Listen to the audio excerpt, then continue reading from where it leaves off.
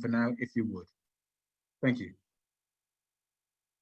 So, hi everybody, and welcome to this session, this International Standards Meeting session that we're pre-recording.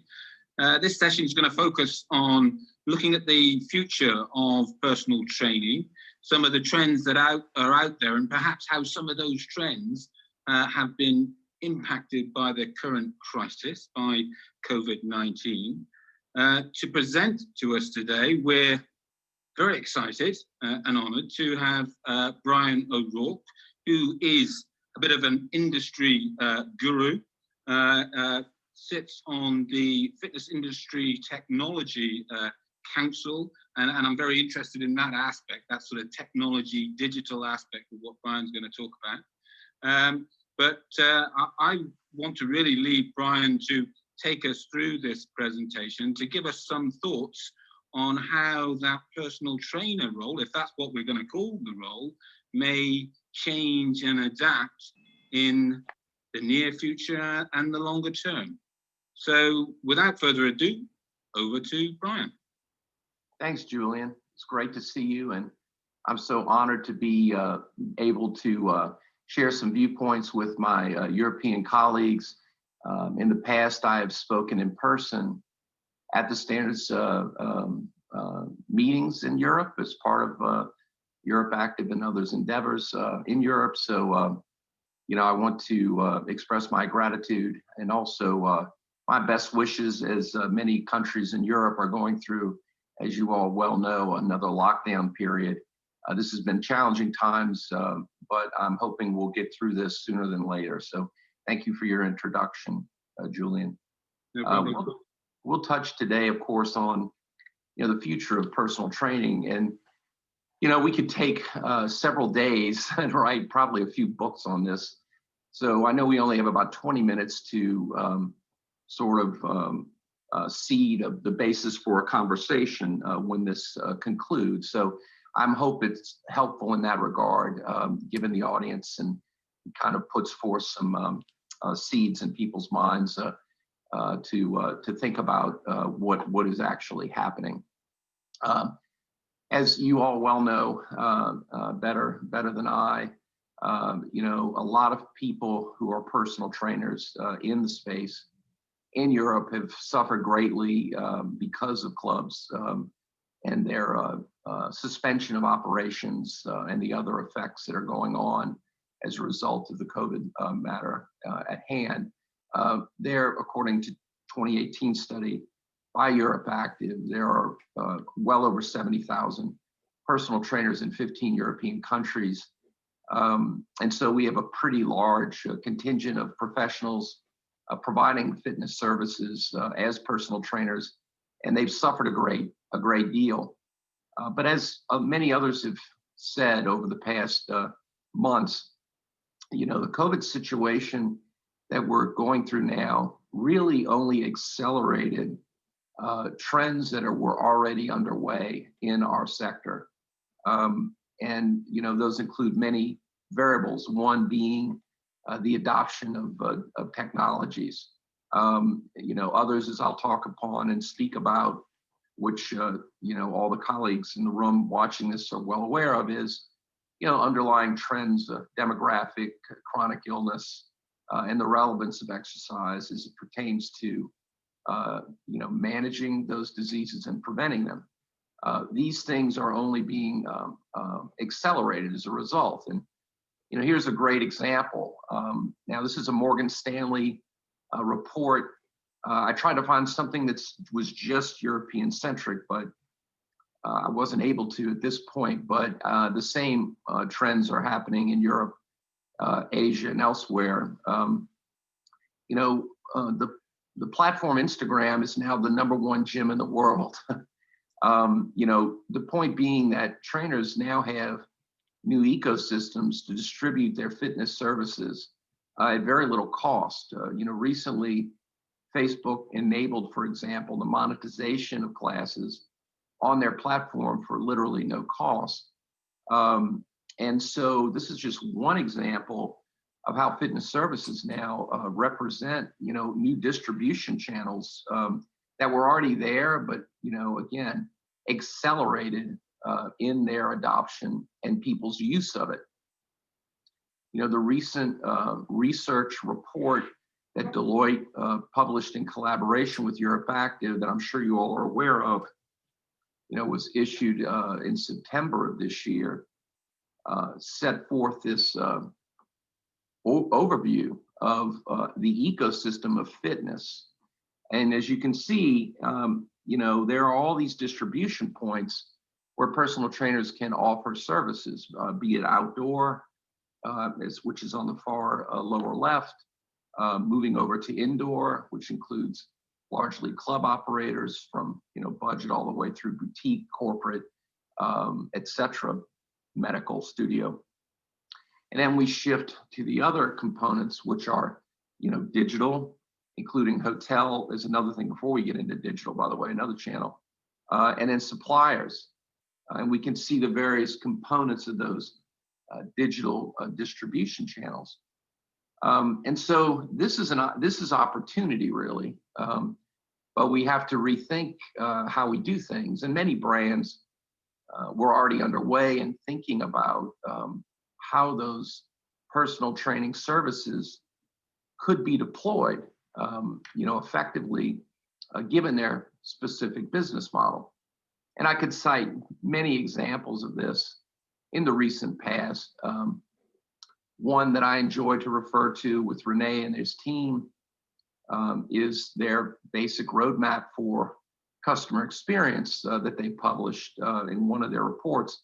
I saw this at the VidNation event over a year ago, showing you this kind of omni or hybridization model in looking at how the member customer and their journey is being supported with both in-club and at-home models. Now, you know, Basic Fit being more of a budget operation, you can see similar strategies being deployed at Equinox in the US, or you know, other well-known gyms, you know, Home Place and chains in Europe, and many others around the world, you know, looking at this hybrid model, and trainers fit in to this model. I'm going to show you some examples of that, but, you know, connectivity in club, out of club, providing content and coaching, both in club and out of club, through digital tools and in-person tools. I think this is going to be a significant component, a growing component of the industry for fitness as we've known it going forward. And as I mentioned before, this construct was already there before COVID, but it has been, you know, accelerated. And the Deloitte research report that I mentioned that Europe Active worked on and published in September of this year, you know, shows the digital initiatives that, you know, brands and clubs have undertaken when it comes to services. So you can see the percentages offering based on the survey, you know, what is going on under services being deployed digitally. You know, digital class offerings in 88% now of those surveyed in Europe. Video plans with digital workout plans, 100%. You can see the numbers. So certainly digital as a component of clubs is underway. But that leads us to a bigger question. Having mentioned chronic disease previously and looking at the underlying trends, health coaching, which has been out there for a while, also becomes a bigger component of this change, primarily because people are even more aware of the impacts of their immunity and well-being through primary prevention, the management through programming and outcomes around health, using professionals in ways to support behavior modification and a more holistic approach to health management. You know, health coaching, there have been certifications, as I know you all are aware of, around this modality. And when we couple that with digitization, I think the scalability of these services becomes far more realistic from a business model perspective. I think that the COVID situation, again, looking at the seeds that were already planted and were already there, is going to further accelerate this trend. Our demographic shifts are still underway. The aging of most industrialized nations, giving rise to the management of chronic disease and the prevention of it, is just a giant marketplace by comparison. And reimbursement models in the US and in Europe are very real with outcomes. We see these models happening today, and involving human intervention as well, which I'll show, not just technology tools, but the melding of professionals with technology tools, so that, for example, a health coach could manage perhaps 150 to 200 lives pretty effectively with certain technology tools. And those reimbursement models exist in different pockets around the world today already, providing opportunities for compensation and remuneration of these professionals that are pretty interesting in comparison to pure fitness services. Now, fitness services are not going to go away, obviously. We will recover from this COVID matter, and those will return. But we're also very aware of Apple in my recent presentation on why they are entering the health foray. Amazon as well, with their recent announcement of Halo, or Halo, depending on who you speak to, is using these devices to collect data and information and presenting it and tracking it in a way that is really unprecedented. If you're familiar with this platform, it basically uses your phone to take a 3D model of your body. It does things like tracks your level of stress through monetization or monitoring of your voice. Of course, it does activity, etc. And these platforms are very, very powerful. When you blend them with tools and people, it creates a very robust opportunity. The adage years ago, for those who remember from the Popcorn Report, was high tech, high touch. And we've seen in the most successful business models the deft combination of really well-trained professionals who are very good at what they do, with tools that enable them to do that even better, so that when it comes to mundane tasks, we let machines and our cyber physical systems handle collection of data, handle reminders. But when it comes to very important touch points around a member or patient or client's needs, those professionals are adept at analyzing information and providing human touch at the right points. And I think that we'll see this increasingly in the fitness models, and we're going to see this deployed in new health coach models, creating a whole new industry opportunity that many people have been referring to for many years to come, or before, looking for the melding of medical and fitness, which is out there, but not to the extent that it should be, which is a huge opportunity. Now, in the US and in Europe, you're probably familiar, outside of just clubs and the hybridization model I reflected on with Basic Fit, but there are a number of app platforms right now that do this and utilize health coaches, as a way of example. In the United States, Noom has about 50 million users, and this technology provides, if you're not familiar with it, education, behavior modification, assimilation of scales, activity tracking, food app, tools, and human coaching. So it's an automated platform that involves people to help support a journey to health. And it's a highly successful app platform. I think these type of models will emerge in club business, as we've seen with the example of Basic Fit, more and more. because I think it'll enable trainers to reach larger audiences, both purely digital in nature, in club, and then the hybridization of those two things. I also think they will, as I've alluded to before, emerge in new models of health management.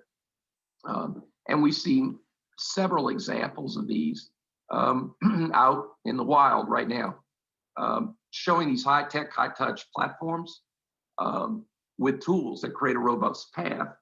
And, you know, realizing 5G connectivity is emerging more and more, so speed of face-to-face communication via digital devices. When we look at high-speed internet reaching well into the upper 90 percentile of most people in Western Europe, the US, and other places around the world, you know, doing this becomes very, very realistic as a business model. And so that's going to be a very big and real opportunity for coaches to do that as part of a solution, or to break out on their own on new platforms where they can be entrepreneurs without the need of any assistance from bigger organizations, finding their own content, as we showed you before with the Instagram examples. There are many brands out there of individuals using these tools as well to build their own companies, their own entrepreneurial journeys, as opposed to open a studio or a club, let's say. So I think this is going to be a bigger and bigger aspect of the future of personal training. And just the whole notion of health in general, when we see Apple and what's going on with their collaborations with healthcare systems, not just in the US, but in Singapore and elsewhere, including Europe, and this new platform building where the collection of data, the ability to understand and create the opportunity for professionals to support, intervene, and help people along their journey in more meaningful ways will become a very center of the plate dynamic in our industry space in the coming years. So that's my viewpoint. I didn't quite take up the full 20 minutes, Julian, but I hope that was a refreshing enough recap and will help everybody in the audience have a more in-depth and meaningful conversation. That's fantastic. That's fantastic, Bryan. That's, I think, given us some real insight there. I'm just thinking to myself, I'm wondering, you know, what exactly are the skills that individual, I'm not even sure whether we call that individual a personal trainer or a health coach or whatever that term may be. But from my point of view, from an educational standard point of view, I'm thinking, what are the key skills there? So, yeah, I mean, we're going to have the discussion, but I guess digital skills are going to be absolutely key, right? So the ability to work with various technology. I would, it seems to me, I think I heard the phrase before that data is the new oil. So that these health coaches, these fitness professionals of the future are really going to need to be able to leverage data to support people in that health journey that you have talked about, to facilitate that health journey. Does that sound about right? Yeah, and I would tell you this, the technology is going to become easier and easier for people to utilize. What we're going to see that's very profound in the coming years is what can't be digitized is going to become more valuable. So things like empathy, things like trust, things like, trust is the most valuable commodity today. It's more valuable than data. In fact, data's done a lot to undermine our trust, as we talked about before, and we got a lot. So I think that as digitization commoditizes certain services and products, what is human is going to become the real important grease in the gears, because that's going to be a point of intense differentiation. Now, of course, with AI and other aspects of technologies, you are going to be able to have pure digital interactions. And in fact, for anyone that's conducted business with Apple via their digital platforms or Amazon or other European-based e-commerce platforms, you never talk to a person, hardly ever. And those businesses score very high on NPS, but those are commercial transaction businesses. Increasingly, brands like Apple in their in-store experience, and others. It's that deft integration of that human touch at the right points, reinforcing trust, empathy, understanding. Machines don't do that real well right now. Yeah, right. Okay. Yeah, I think the soft skill sets are actually going to become more valuable as digitization continues to proliferate. So certainly, I think reducing people's anxiety or fear about technology tools is important. I think understanding the platforms and strategies for those tools is important. But I think also what will become even more essential is how to figure out how to be as human as possible in those experiences. That's brilliant, Bryan. That's really telling. I mean, of course, the industry has for some time, I guess, been talking about, if we can call them soft skills, I don't know, but those behavioral management, those strategies, empathy, we can think of motivational interviewing type techniques, etc. But those human qualities that the trainer of the future needs to bring to bear. And it's great to hear that they'll have greater value. I think they will. And, I'm very optimistic about the future. It's a painful transition for many.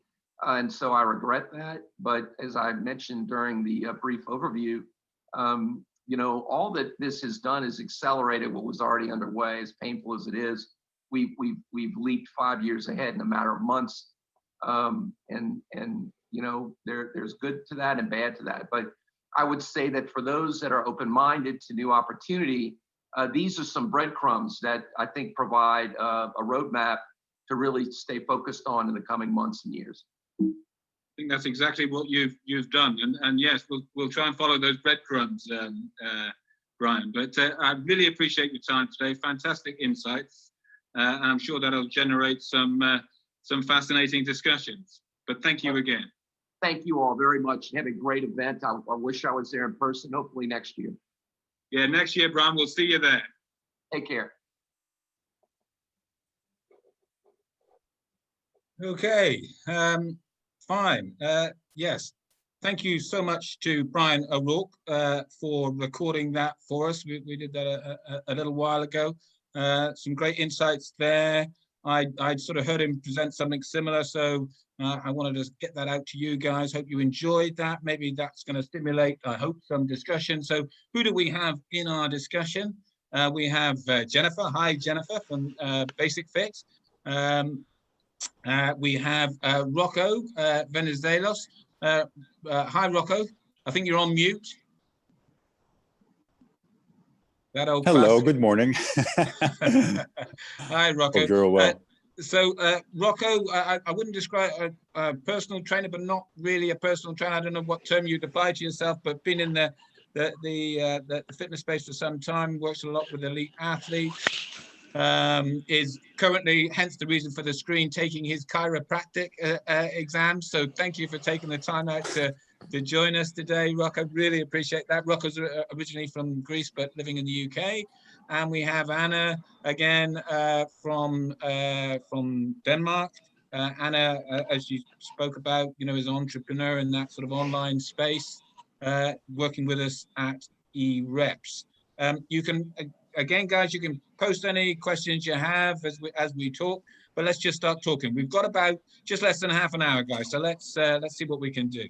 So Jennifer, maybe if I could start with you, because we saw Bryan refer directly to Basic Fit. I hope that was okay for you. But you obviously are working on this hybridization model. If you describe it as that, I don't know, but maybe you could tell us a little bit more about that.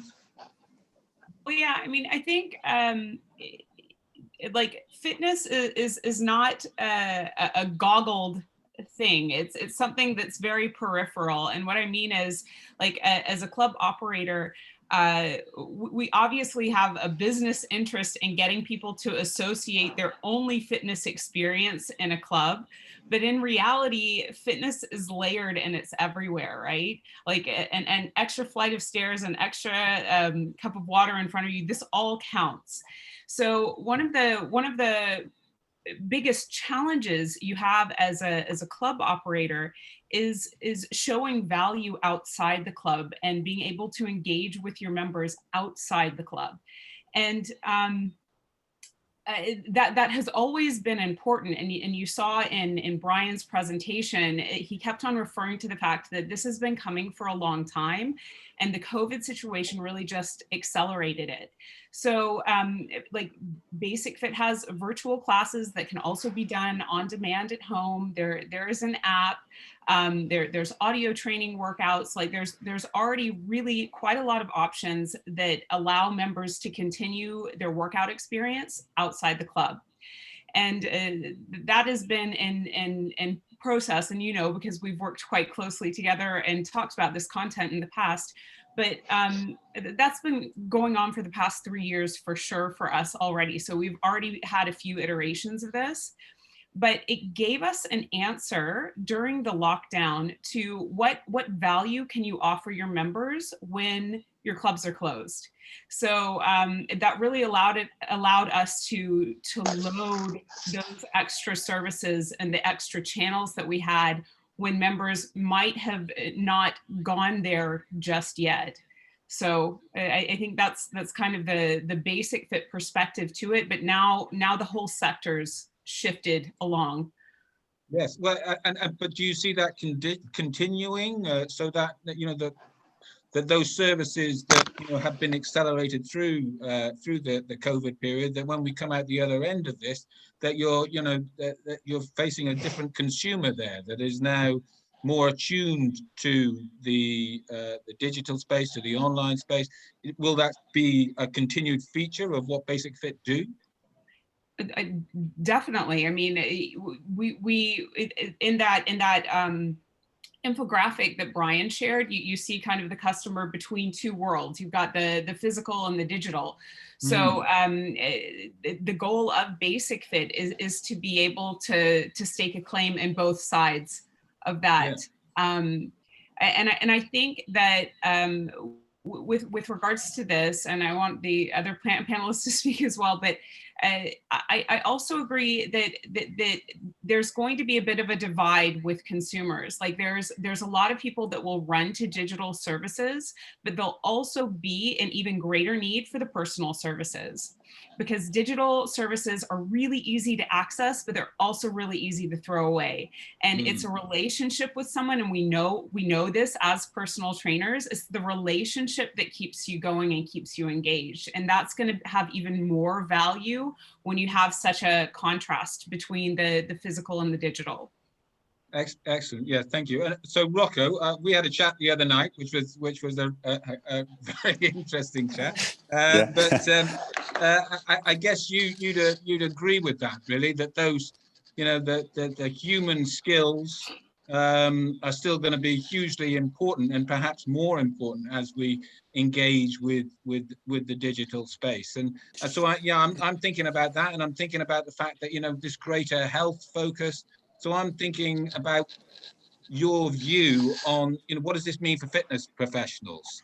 Look, what would you be saying to fitness professionals at the moment? I wouldn't say, first of all, it was great insights by Jennifer, and she's completely right. The only thing I would say is people don't have to decide, because actually that's what we're actually doing. We're trying to make people change. We're not only, because some people think they're carrying dumbbells, or they're bringing the bands, or they're counting reps. There are a lot of things more that we're actually doing. We change behavior. We're trying to make people healthier. We are not doing it. We're just helping them see some things, because every day people are taking so many decisions. The last thing you want to do is take some more. So actually, that's what we're trying to do, especially now when it depends how you see it. And I always like starting things with a story. There was a salesman selling shoes. Okay. He was sent down to Africa, and they said, "Why did you guys send me here? Everybody's like barefoot. No one is wearing shoes." So they sent him back. Then the guys at Nike or whatever send someone back again, another salesman who went in and is like, "Guys, send me thousands of shoes. Everybody's barefoot." So it's how you actually see things. If you want to see what's actually happening now is a disaster, either stop what you're doing, because what you thought and the words have meaning. When people say, "I'm a passionate personal trainer or a passionate coach or a passionate whatever, passion also means suffer. It's not a well-paved road. So if you're not a person that's going to evolve, then go back to the candles. Don't use a light bulb. If you think that technology is a problem, go stay in a cave. Yes, things are evolving. I'm not going to say I'm a bit worried about the digitalization, all that, unicorns and rainbows, because we're forgetting about the human being. Bryan said about AI increasing. What about the human being? All those personal trainers out there that actually are like, what is our future? I'm like, dude, what's the last book you read? What is your why? And what are you actually doing?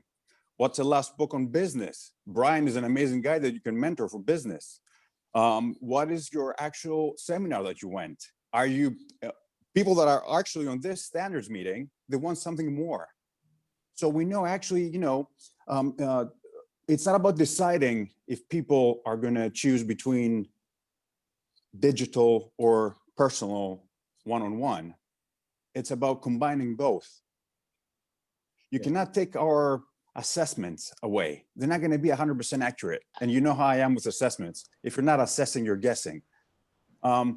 And to go back to health, as you said before, a lot of people now, especially with which I'm so angry, and I'm not allowed to express myself as much as I can regarding closing the gyms, because I'm an adult. And if I want to sign a paper that's going to say I'm an adult and I want to go to the gym, I can be able to do it, but I can't.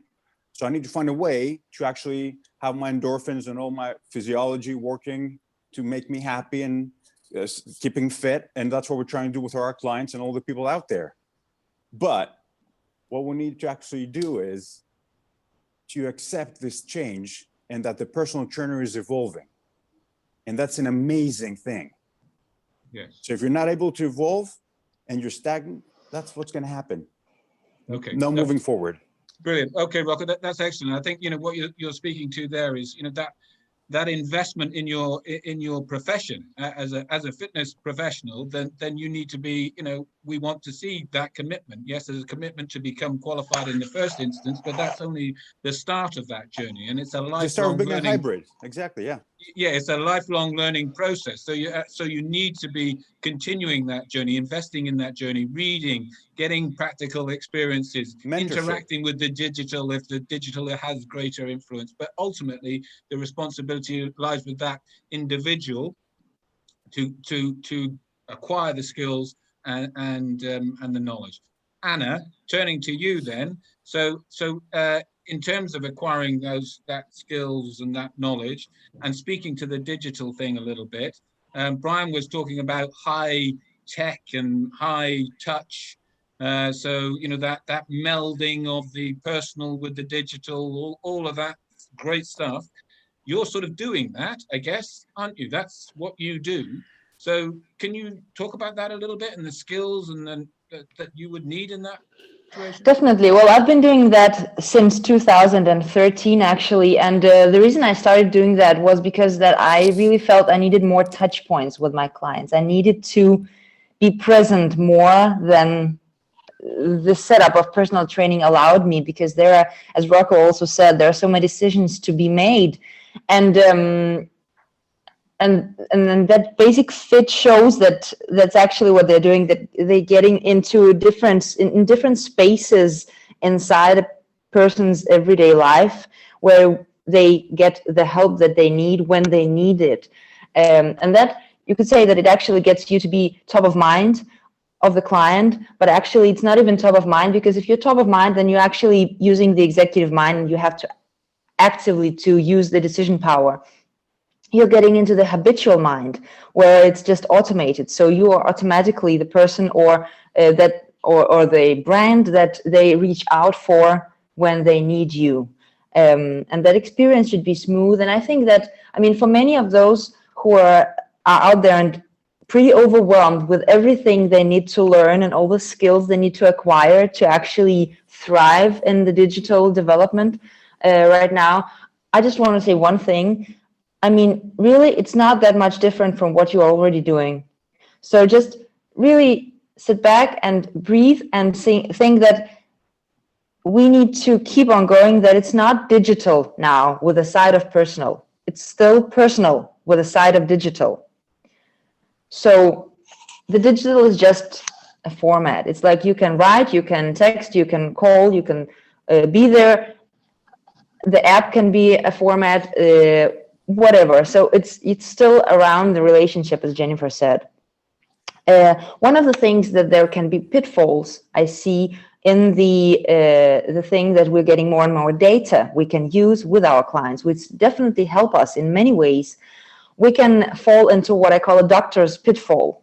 Then we can assume that we know everything about the client just by looking at the data and looking at some numbers. We need to still be very, very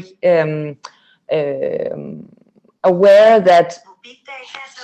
Sorry, that's Siri. No, say hello, Siri. Say hello to Siri. We need to be aware that we need to see the whole person still. We need to be very, very not humiliated by the data. How do you say that? Just do not assume that you know everything because you have some more data. The most important thing that our clients come to us and say in my business is that I went to a doctor or I went to a therapist and I just didn't feel seen or heard, because they tell, this is what your blood work is showing, so you must be feeling this. No, actually, I'm not. So in everything of this, just remember to ask, how are you? And when you remember to ask that question and be there with your client in that space of just informal, how are you doing? How are you feeling? Tell me about your view on those numbers or those data. Then you'll just get so much more human touch and build a stronger relationship. I think Anna, that is absolutely it. It's about empowering. It's about facilitating that journey for your clients, and the digital and data can be a tool within that. But ultimately, we need to bring that human touch, which again goes back to those soft skills, those behavioural skills. So I'm thinking, Jennifer, in terms of your clubs and your personal trainers within them, that has this changed the skill set that you require from them, or did they have that skill set, or is that something you're addressing? No, I think our personal trainers are licensed personal trainers, so there's a little bit of a gap between the information that we have on the members and what we can give them over their own clients. So whatever client relationships that they actually build up are ones that they do independently, just within our clubs. Yes. Okay. Well, yes, and you would hope, and I know we're working with Basic Fit to get your guys on EREPS, and they will have those skills. We're being asked the question here. So David Hurst down there in France, one of our EREPS ambassadors. So you believe all this will eventually boost live in-person PT even more? Question mark. Can't lift a dumbbell with an app. Nice one, David. You need arms to do that, apparently. So, Rocco, do you want to speak to that a bit? Look, if you see that digitalization is a toolbox, there's nothing we can do for that.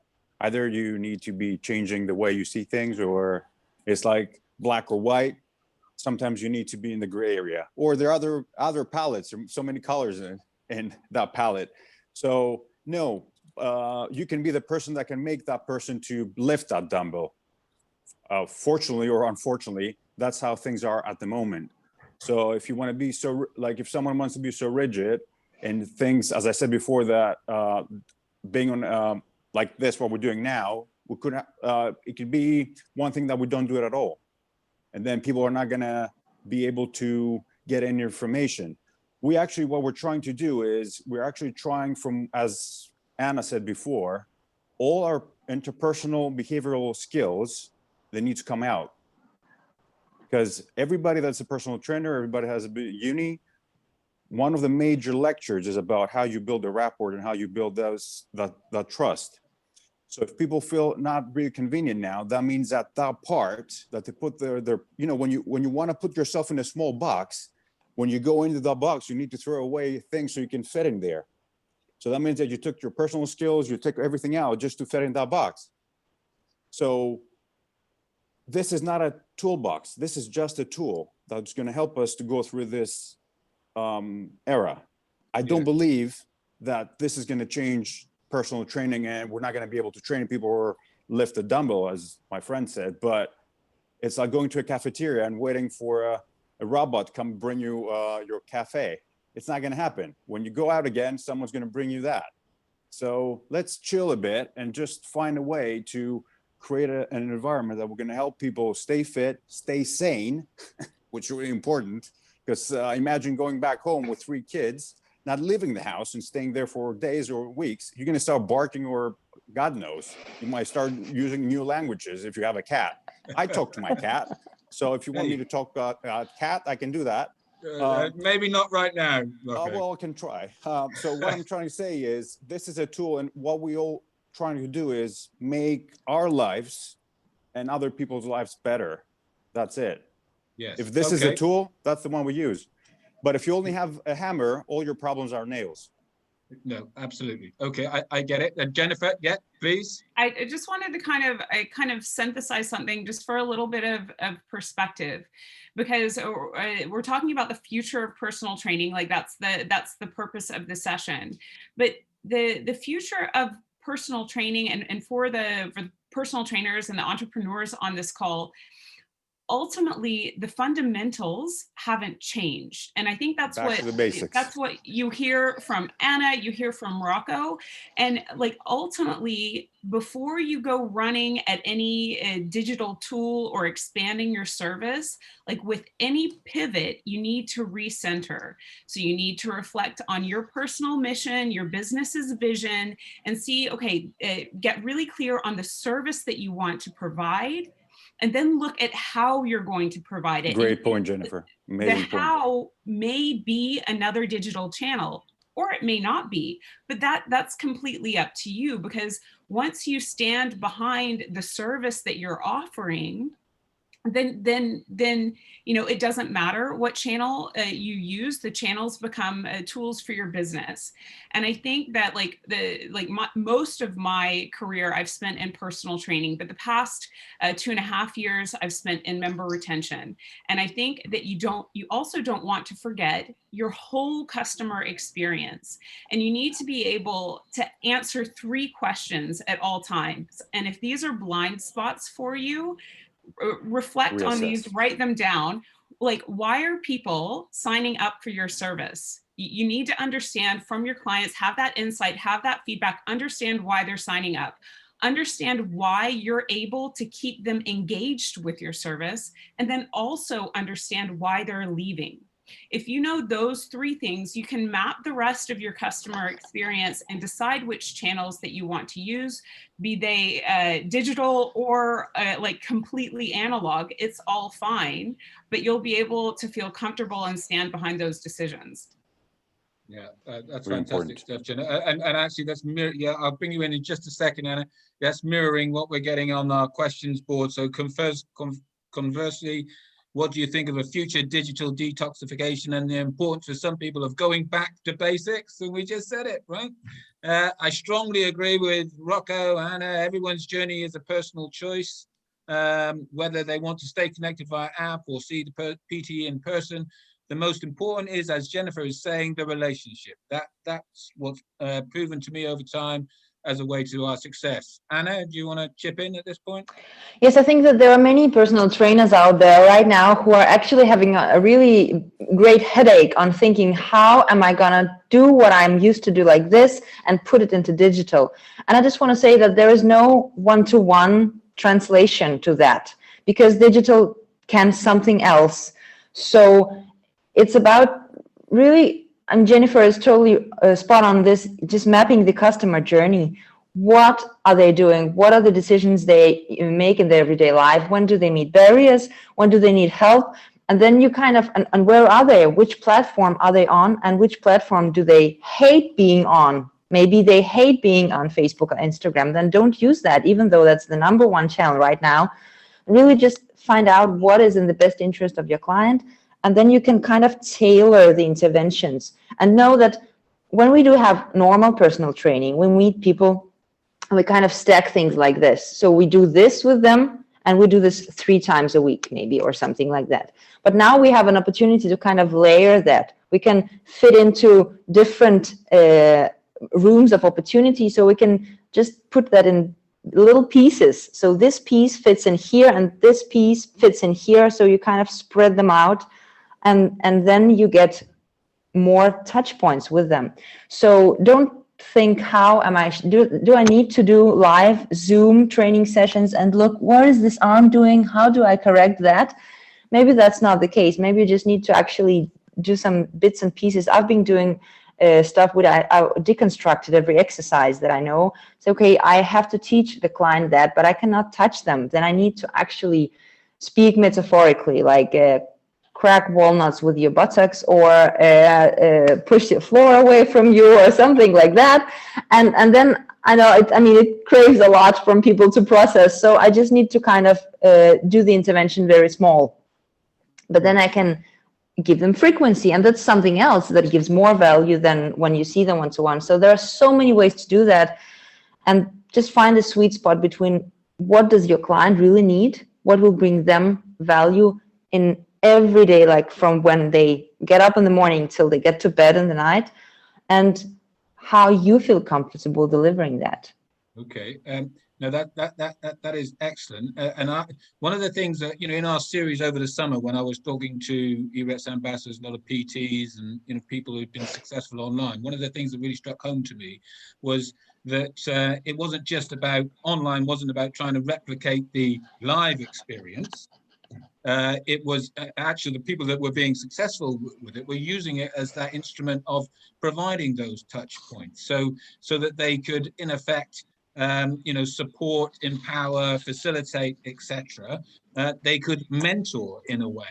And David Kingsbury in the UK, we spoke to a lot.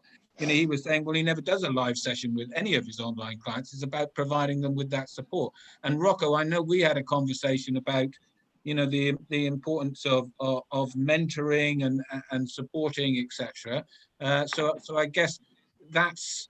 And okay, online can facilitate that to some degree. 100%. If you see, for example, clinical psychologists in the first years, they've got mentorship in every case that they find difficult, or even when they start, because you've got an experienced eye to actually take you from all the flames that are actually getting. The thing is, though, that one thing that we need to be extra careful about the frequency that we actually are with our clients or with the people that we actually train, is not to create more load. Now, I heard what you said before about taking people away from the screen and all this. Again, it's a choice. I'm not a person going to say stay away from the screen. If you can accept that you're spending a lot, like there are apps and whatever that can tell you, you spend so-and-so on your screen, whatever. But are we focusing on the problems, or do we want to focus on the solutions? If you want to focus on problems, you can sing problems all day. Now, if you want to, you're not going to get anywhere. You're going to get depressed, and especially how we are now, it's not really hard. So start with being an adult, like what I usually say: wake up, make your bed, brush your teeth, smile, say hello, say good morning. Do you want to do some exercises? Fine. You don't. Try do 10 minutes. Like, we don't have to make everything so crazy, complicated, and just try to create consistency. And that's what we actually, as Jennifer said, and she was spot on, go back to the basics. If you're a personal trainer, go back to the basics and be consistent. Are you a client that wants to train? Be consistent. Go back to the basics. So mentorship, I've got a lot of coaches that I mentor. I'm privileged to do that. And what we actually do, we both learn. It's a win-to-win situation. Is exactly what both the panelists were just saying, that you need to create that, even if it's a personal trainer or a client, that's what you're actually doing. You're learning. I'm burned out. I'm just finished my MSc. I'm having a clinical practice exams now this week. I've got my clients. I've got work. So I needed someone. So I was really lucky to call one of the persons I actually talked to was Dan John. And I was chatting with Dan John for an hour. And eased up my mind. So we, as people pay us, we need to pay other people to actually mentor us. That's So- really interesting, Rocco. That's the Yes. only way we can go forward. If you're not listening to you're listening only to the voice in your head, something's not going to go well. You need someone else to actually guide you. Yes, I think that has some big implications. I love that fact that, you also sort of invest in some mentorship for yourself, as well as mentoring coaches, and Anna, obviously you're mentoring your clients, and that's increasingly the case in the Basic Fit situation with this online support, etc. But it sort of also speaks to, I'm thinking of, fitness professionals out there, that, that point is that once we qualify and we achieve our professional recognition in that way, that is only the start of the journey. And this is something that I have to think about, and the PSC will increasingly think about, is, how do we do that? We want our personal trainers qualifying and then going to work in the industry, getting professional practice, but under some form of mentorship, that they can get that feedback, they can get that support, they can learn and progress and develop and be pointed in the right directions, the right books to read, the right people to follow, etc. So that sort of speaks to that professional practice piece. And sorry for interrupting. What Jennifer and Anna said before, and I think as Jennifer said, that the past 2.5 years, she's in a more difficult situation in the way that she's in the middle, so she has to deal with everybody. So it's a really hard job. I've done it, and God, you're special. The thing is, yes, lots of love. And keep being sane, because you've got a really important part. You're trying to bring sanity to the personal trainers, keep people training, and find the why for everybody, which is hard. But what we need to go through is, yes, you did an online course. Congratulations. You had a test, which was really hard. I take one every year just to see if I'm up to it. But you got that online course. Then from my point of view, you need to go somewhere for 2 months and get actual training. Try to forge all that information with someone that can actually interpret in person, because as Feynman said, one of the best physicists and scientists said, you can have all the numbers, but can you apply them?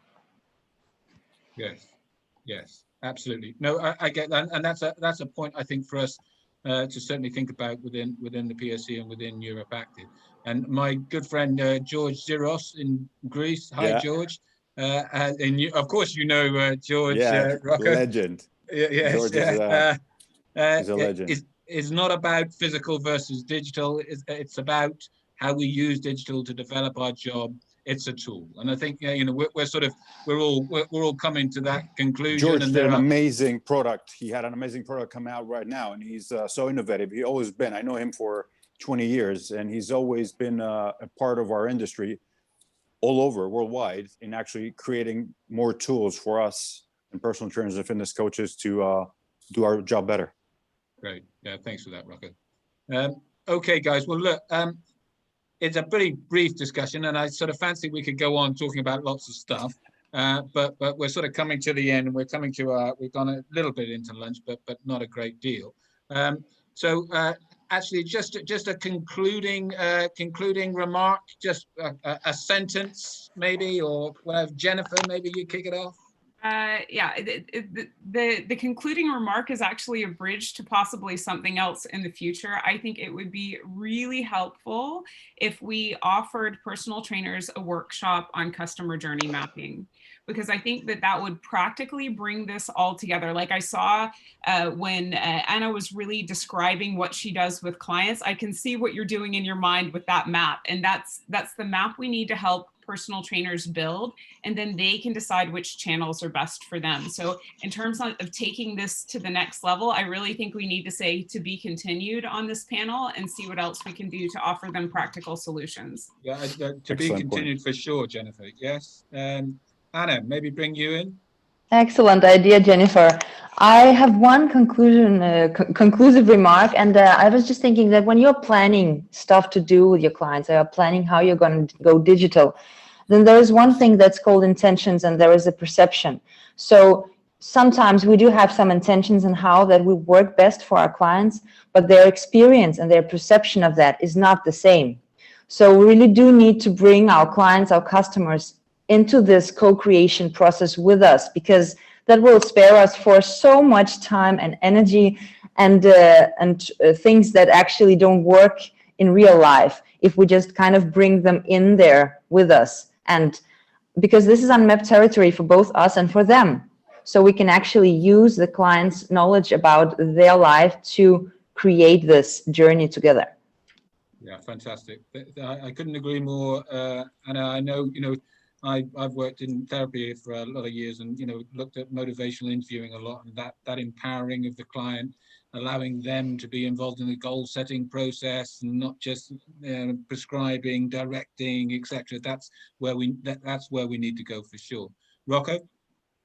Being comfortable, feeling uncomfortable. That's the only way we can go forward. As we're talking about, if we talk about training, because I'm going to get to the David that was saying about the dumbbell before, it's an adaptation.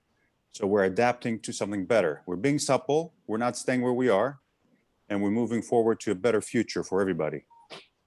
That's perfect. Yeah, that's really, we're being supple, we're being flexible, adaptable. Yeah, absolutely. That's where we need to be. Okay, guys, that's been really useful. I've enjoyed it. It's been fun. It's always fun. To be continued, as Jennifer said. Yeah, Definitely. we're not done. Okay, guys. So look, thank you all. I'll just conclude, if I may, and just direct people to. Sorry, we just got one in from Steve Barrett. Excellent point, Jennifer. I've been working on this approach, and most PTs aren't tuned into the process. So that customer journey mapping, I think he's referring to there, Jennifer. So thanks for that, Steve. Okay, so guys, just so you know, we've gone a little bit over time, 5 or so minutes. But look, good luck with your exams, Rocco. Thank you very much. Thank you. I'm sure you'll ace it, as they say.